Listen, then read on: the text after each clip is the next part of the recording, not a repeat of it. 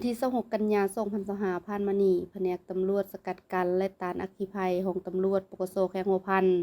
นำโดยฐานพันโทไอบุญมีไซหัวหน้าแผนกสกัดกั้นและต้านอัคคีภัยพร้อมโดยทีมงาน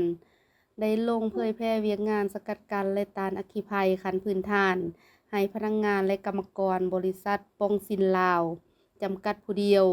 มีภาคส่วนรับผิดชอบของโรงงานและพนักงานภายในบริษัทเข้าร่วม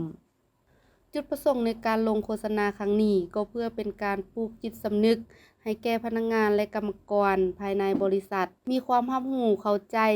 ในการสกัดกั้นและต้านอัคคีภัยยกสูงสติเป็นเจ้าการมีความสามารถ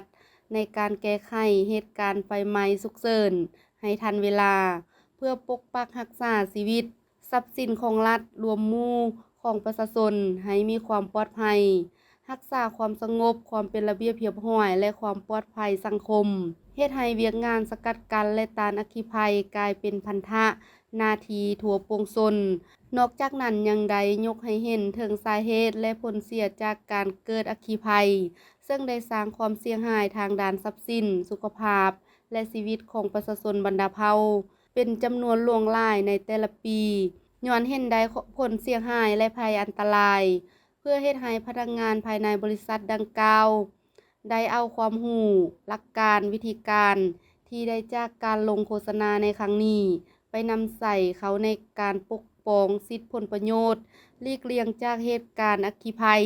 ที่อาจจะเกิดพร้อมทั้งอธิบายให้ความรู้พื้นฐานเกี่ยวกับการสกัดกั้นและต้านอัคคีภัย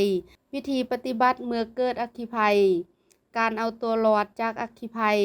การช่วยเหลือผู้เคราะห์ร้ายจากสถานที่เกิดเหตุ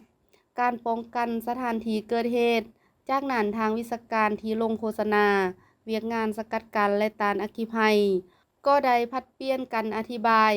วิธีการนำใส่อุปกรณ์ขั้นพื้นฐานในการดับมอดไฟในขั้นเบื้องต้นเช่นผงเคมีแห้งการนำใส่น้ำดับไฟ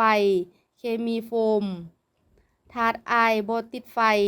อธิบายถึงวิธีการกดกาบังมอดไฟและได้สาธิตนำใส่อุปกรณ์มอดไฟขั้นพื้นฐานการจำลองเวลามีเหตุการณ์ไฟไหม้ให้บรรดาผู้เข้าร่วมได้รับชมและลงมือปฏิบัติตัวจริงในการนำใส่บังมอดไฟการมอดไฟจากถังแก๊ส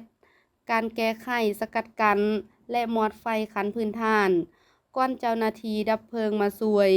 วิธีการช่วยเหลือตนเองและผู้เคราะห์ร้ายจากสถานที่เกิดเหตุได้อย่างปลอดภัย